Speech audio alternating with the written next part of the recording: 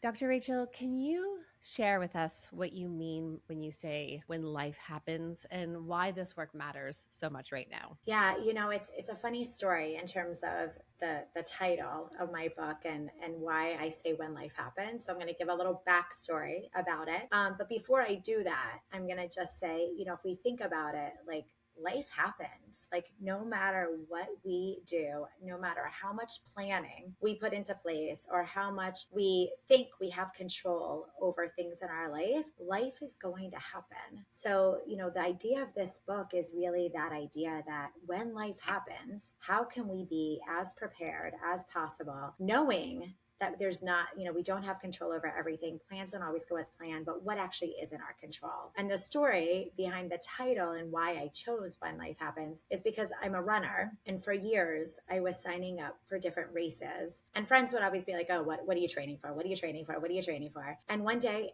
I wasn't training for a race and they asked me what I was training for. And I said, I'm training for when life happens. And they were like, what do you mean by that?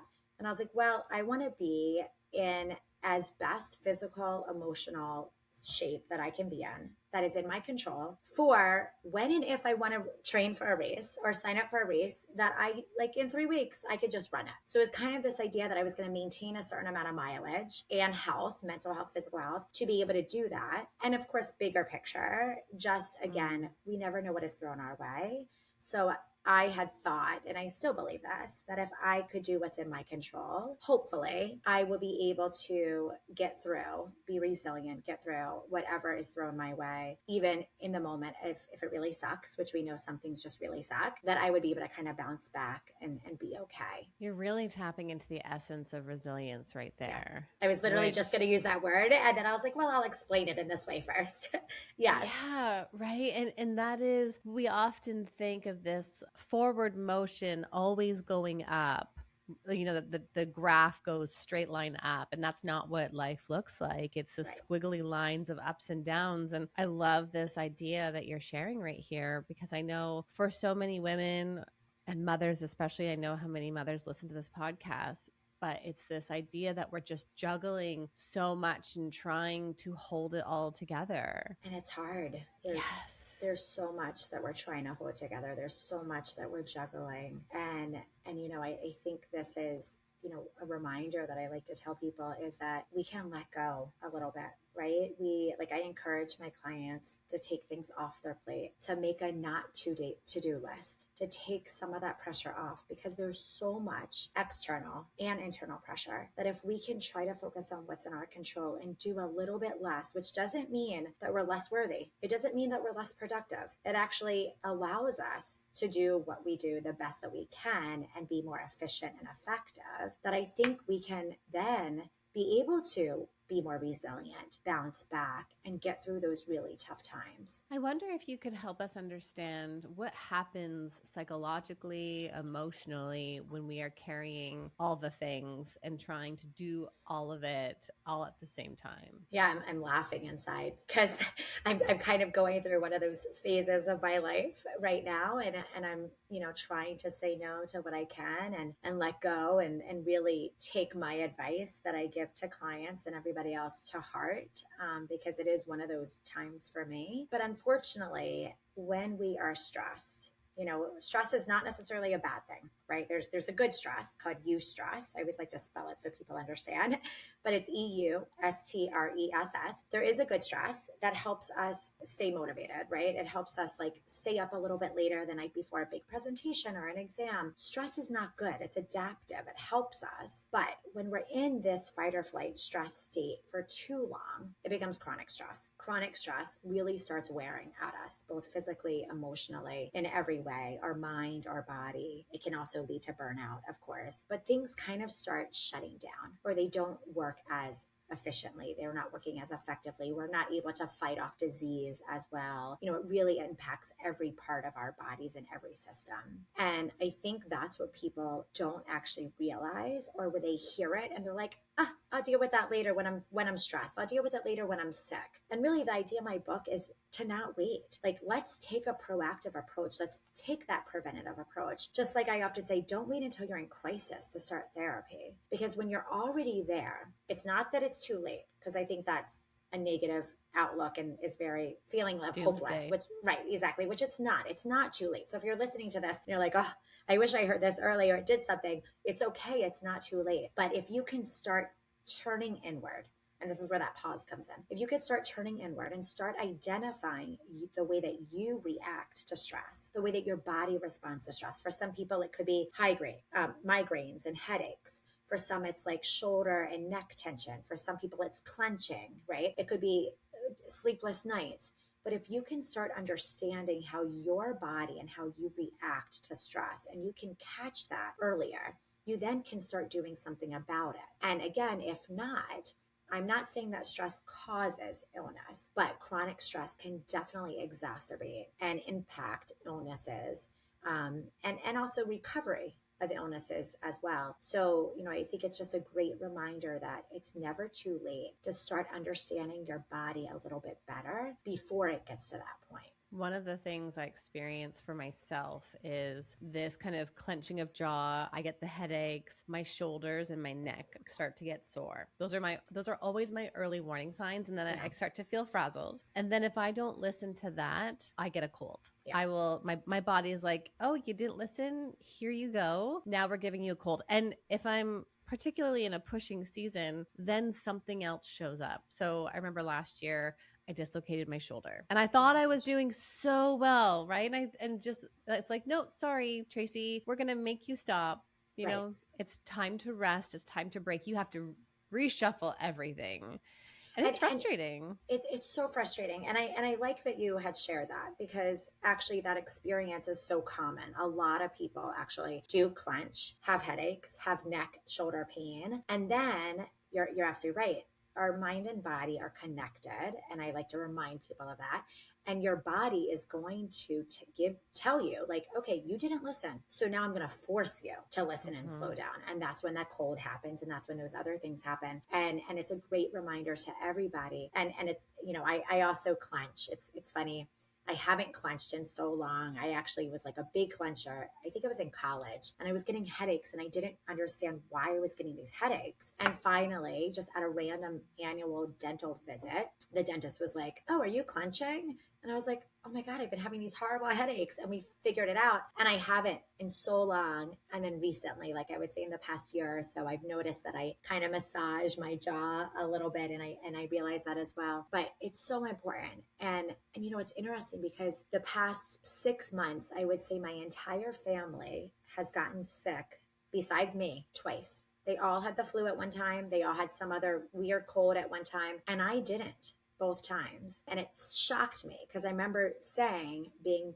the mom and like the mental load, I was like, oh my God, if I get sick, like this household is shutting down. And somehow I didn't get sick. And I really do truly believe it's because I prepare for these when life happens moments. And I, do really listen to my body, and I do all of those things on most days. I like to tell people it's not what we do every day, it's what we do on most days. I want to come back to that, but I want to first, before we kind of wrap this piece up, I know so many people struggle to differentiate between stress, exhaustion, and burnout. I mean, I'm wondering if we could do a little differentiator there for people listening.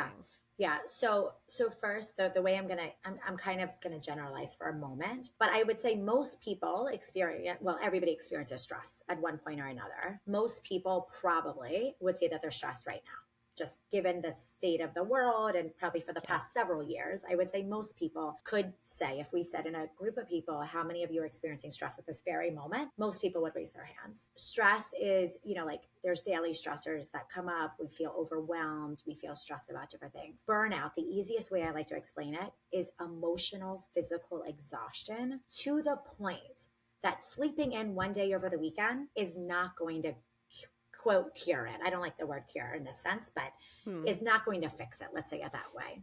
Whereas like sleeping in a little bit, taking a day off, like a mental health day during the week, if you can, that will kind of help reset that stress, but it will not fix the burnout. It's this idea that burnout gets to the point of it's all too much. Exactly. In the sense almost that one of the things I talk about with my clients is the not enough. right? Stress exhaustion is too much on your plate. Burnout is not enough in the sense of not enough joy, not enough play, not enough Exactly. saying no and nurturing yourself in all of that. Exactly. A lot of it is that, right? The not enough setting boundaries at work, the not enough speaking up, the not enough, all of that. Absolutely. And that's where burnout really comes from, right? Is kind of also this society push for hustle, right? Like, let's just do Mm. more, let's do more, let's do more. But while you're doing more, you're not doing enough of those other things, right? You're doing too much of all those other things and not enough. I love that distinction that you made. I haven't thought of that, and it's so true. Yeah. Yeah, it's I'm thinking about mothers too in the sense of when you finally put the kids to bed, and maybe this is even for people listening in your own business or the things that you're doing in life. You put the kids to bed, you've been mothering all day, you've been parenting all day, and then you decide to quote unquote relax on the couch, so you open your phone, but then you're now reading that post about how to respond to your child and what's the best parenting strategy. And because social media works in an algorithm, you scroll a bit, you see a friend's thing, and then you scroll again and you get another parenting post. And suddenly you're parenting and in the parenting world all day long. That's going to burn you out and exhaust you. Exactly. Because that's not a true break. That's not true Right. rest, right? Like, even if we're not behaviorally acting, doing the parenting in that moment, you are still thinking about it. It's like taking a Yes. vacation without your kids. You're still a parent, but how much are you able to really emotionally get away? Like, yes, you're going to think about your children. You're going to call them. You're going to check on them. But are you reading posts about how to be a better parent the whole time? Or are you sitting on the beach or at the pool reading a whatever fun novel that gets you in your own, escape somewhere else? So you're absolutely right. And it's so much. And that's where, I think we have to create these moments, right? So, and if you start noticing that, and it's like, oh, this is my break. What am I doing scrolling and reading about parenting skills? Mm. But we have to know ourselves enough to be like, you know what, this is not good for me right now. I'm going to put that away. What can I do instead? And we really have to create those moments for ourselves to kind of escape in a way, or focus, just really shift our focus on something else, something like you said, joyful, maybe a hobby, something else that really, allows us to rest and allows us to relax or reset. So that circles back to this building resilience, because when we make those choices, we're practicing bouncing back. I'm wondering, when you think of all of the people you've worked with, what are some of those myths or misconceptions that people have about resilience? I think a lot of people assume that, that you can just quickly bounce back, right? That, like, oh, I don't need to do anything about it. Like, this is the human body, this is human mind, it does it. To a degree, that's true, right? Like, our bodies and our minds do really do what they need to do in survival, right? For survival.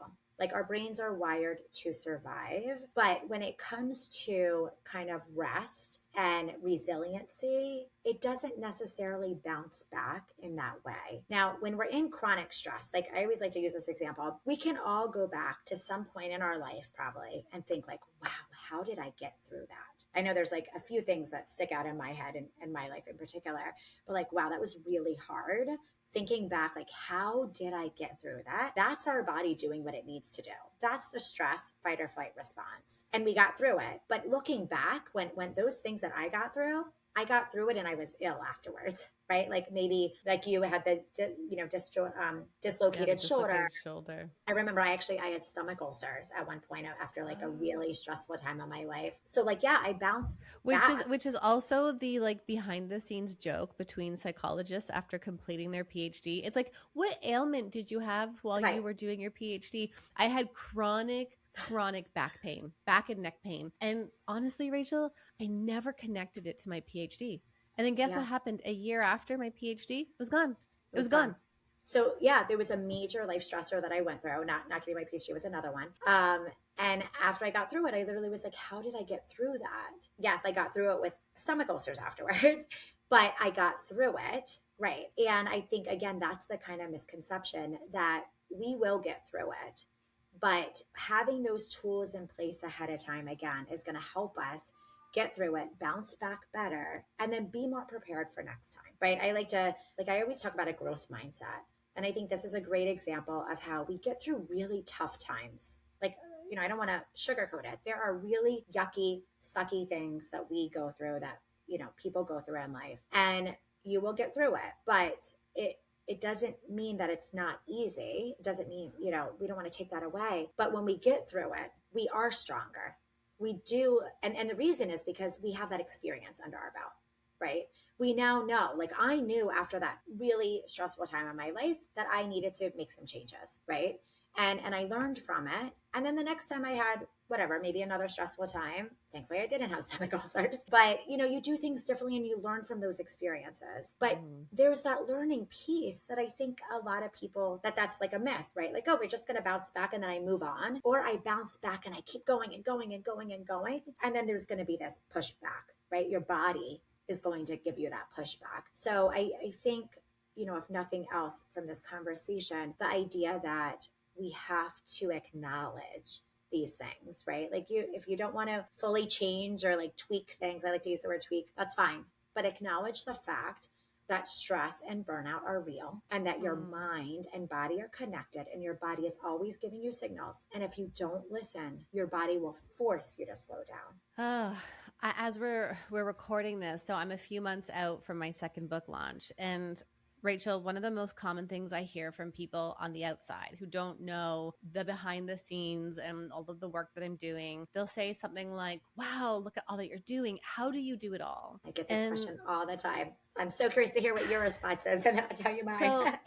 So first, I have been really understanding that one of my top values in life is work centrism. It's not a bad thing. And I think a lot of times for women, we feel like we shouldn't have work centrism as a top value. I love what I do. I thrive in teaching and offering deep knowledge and connecting with my clients and the broader community here. I just love that. It fills me up. So recognizing that that's one of my top values, I am driven to do the things that I do because it just fuels me and it's so meaningful. That being said, I am also kind of recovering from this massive push at the end of last year, which was to release my second book. I think I had texted you one day saying I just had 5 hours of podcasting and media appearances, and that's like presenting for 5 hours. And I was completely drained. And one of the things I've really had to do, which again, no one knows this, is I have been so intentional in the last, I guess, 2 months now to just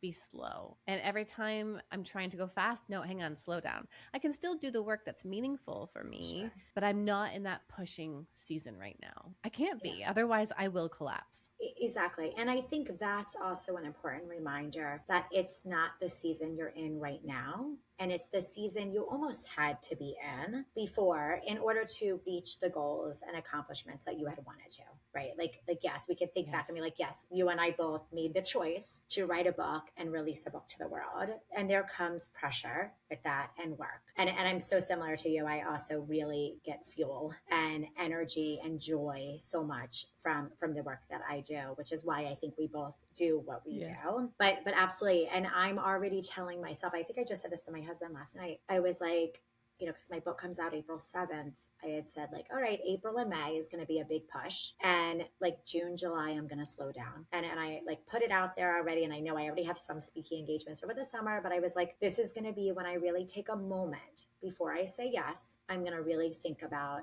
is this what I want to be doing right now? And does it have to happen right now? Like right now, a lot of that is yes. Like it has to happen right now. And I'm telling myself, and I know that I'm going to be slower in the same way that you are, intentionally slowing down, because if not, you're absolutely right. We will collapse. We will burn out, and it's just not worth it. I mean, it makes me actually think back. It's funny, I'm running a half marathon in a few weeks. And it makes me think back to a year ago when I was supposed to be running this exact half marathon. And I had a very, very tight hamstring. And I remember the doctor said, I always tell my doctors, tell me yes or no. Can I do it or can I not? If you tell me maybe, I'm going to do it.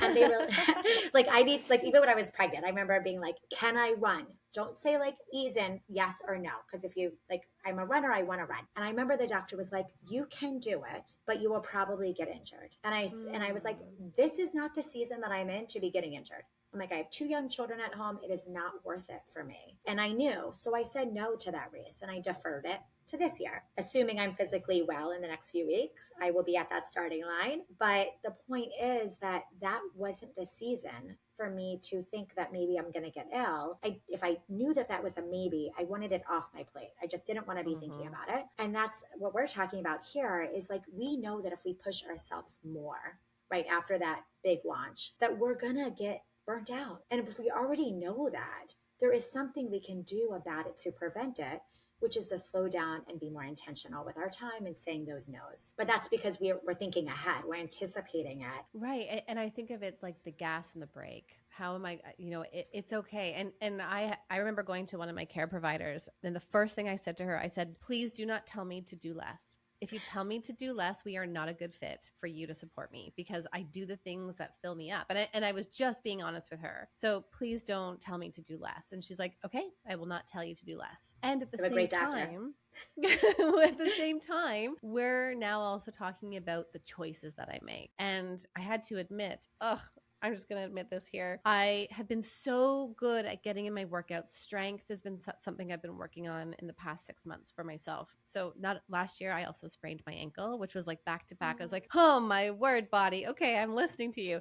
Regardless. So here I am, I'm building strength now, and I'm feeling much better in terms of strength. But then I've developed this habit of doing my emails and any personal responses in the sauna afterwards, instead of taking that 10 to 20 minutes meditating and just being silent with myself. Because again, it's this mindset of, what am I missing? I won't have enough time. I'm behind. I have to. And that just completely spirals me. And that right there is me pausing and saying, okay, Tracy, be honest with yourself. How are you really treating your time right now? What are you really doing in that off moment? So it's not about me taking away work. It's about me shifting those moments to be more intentional with where my mind is hanging out. Yeah, I love that. And, there's certain reflection questions that I always tell my clients to do, and kind of whichever one resonates with you. But what I'm hearing you say is like, what is not working for me right now? And doing your emails in that sauna wasn't serving the right purpose for you at that moment, right? It doesn't mean that you can't be looking at your emails, but at that time, it wasn't you doing the best thing for you. And again, you are so in tune to yourself, though, that you were able to catch it whenever, it was, and then be able to make that shift and be like, you know what, the sauna and that time for me to kind of sit with myself and be intentional is more important than checking my emails at this time, right? Like the emails are going to be there. And don't get me wrong, I'm the same. Like every minute I get, I feel like I'm like looking at the phone, checking an email. And like sometimes I have to remind myself, like nobody else gets back to people right away. Why do I have to? Right? Like it can sit. It's okay. Not much is going to change in these 20 minutes, for instance. And it's funny because that's one of the things that I love about outdoor running, actually, because my phone is in my pocket. It is the only time, other than when I'm sleeping, the only time that I don't feel the urge to check my phone, actually. So like I was on running on the treadmill yesterday, and like it's sitting in front of me, the phone, and it's all you want to do is look at the phone. And I'm like, nope, I'm putting it away just for like, but again, I prefer to run outside for many reasons, but that's one of them. Literally, like I will not look at my phone for the amount of time that I'm outside running. And it is something that I very like, not going to say very strict about, but it is like a boundary, a setting, a limit that I put on myself, which also like who's checking their phone while they're running, right? It's just unsafe, but it's one of the things that I'm very, kind of adamant about. So I'm glad that you identified that, and I'm glad that you're doing that. And again, you're absolutely right. It's not that we're, doing less. It's that we are being more intentional with our time, really, and thinking about, what do I need right now? What phase of my life am I in right now? What season of my life am I in? What can I say no to? What do I need? And I hope in 2 months, and I hope in 2 months after my book launch, I hope I can say the same thing as you, that I'm intentionally slowing down and really protecting myself in that way as well. Motherhood has taught me to constantly every day ask myself, what do I need in this moment? And am I willing to listen to it? And it's not perfect. I mean, as you're talking, I'm thinking, okay, hang on, let's add some James Clear strategies in here. How do I I'm going to put a no cell phone sign on the door of the sauna so that when I'm transitioning, right? So Something that I think about too when it comes to burnout and stress, and all the stuff that I do online and outward facing is around couples stuff. But I'm curious your thoughts around how stress, exhaustion, and burnout shows up then in our relationships. Absolutely. I mean, it shows up big time, right? I mean, the way that we present ourselves, the way that we show up, the way that we walk in the door impacts everybody around us, right? Mm, And it's like, I remember, a lot of people kind of still work from home, but I remember during the pandemic, I spoke a lot about this. That like if you don't take that transition time between work and stepping out of this door and into the next door where your family is, it is going to show up with you. And you need that moment. You need that transition time because it absolutely impacts every relationship. If you are stressed, it impacts your mood. It impacts the way that you communicate. You will probably be more irritable, all of these things. And you are less responsive and more reactive. And I think and you're the couples expert, not me. But I think that to me, I think is the key in terms of how it impacts relationships because mm, we are more reactive. I mean, I mhm. feel like I think I'm quoting you when I say this, but like, it's not about the dishes, right? It's not the dishes at the sink. It's about something else. Right. But what ends up Yes. getting like it ends up being about the dishes in that moment because we're Yeah. reactive and we're not communicating what's going on and how we're feeling. We get so pulled into all of the other stuff that we can't step out of it. And Exactly. what I'm talking about a lot right now with my clients even is just eye contact. Can you look at your partner and share something that's happening inside of you, and then the other person look back in their eyes and just listen and witness what's on their face? That is connection. And I think sometimes what we forget too is connection